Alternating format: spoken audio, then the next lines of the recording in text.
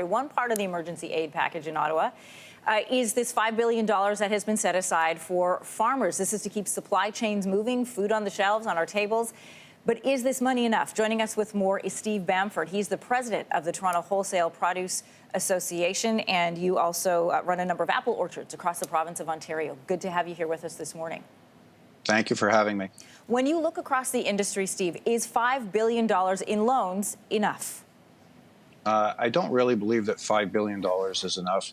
This money was actually earmarked as part of the Liberal election platform. So really, I don't think this is an emergency fund. We shouldn't look at it this way. This was money that is already due to come to the industry. We will need more money to come across. But at this time, it's really good to see the government is actually moving on it and making these funds available. Yeah, and they've also made loans due on or before April 30th, where they're now going to have an additional 6 months to be able to pay those back. And that money is going to be used for what? Well, that's called the Advanced Payment Program. So the money is already earmarked for growers earlier in the year so that they can help build and get ready for their crops.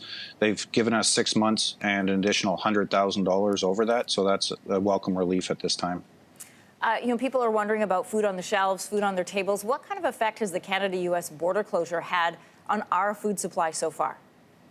Currently, we haven't seen anything. They've still allowed transportation back and forth. So it's only non-essential travel that they're really restricting at this point. If that changed, then that would be a dramatic shift for us. My understanding is there's not a risk of food running out for us here in Canada, but it will change what we can get available in the weeks and months ahead. Yeah, we're starting to see countries that ship us products such as Italy, Spain, that are now, obviously, they have their own issues to deal with, worry about their own markets. So they've gone away for able to ship product across to Canada, North America, and other places. We're also losing airspace, obviously, with airplanes flying less and less. We're receiving products, or they simply just don't have the flights for product to be able to come in from internationally. For a lot of farmers, produce growers now, this extra money means they do have the cash to be able to plant in the months ahead. But one of the concerns I understand right now is still foreign workers, which are workers that farmers like yourself are going to rely on in the months ahead. Yes. On Friday, the announcement came out that the government was going to allow the foreign workers. The Seasonal Agricultural Worker Program is the program that we access. However, we're still waiting for the protocols to come out. We actually need, a lot of people need these these workers last week. So we're really pushing the government to hurry up with the protocols so that we can get them moving. Steve Bamford, I want to thank you for joining us on your morning this morning. Thank you very much.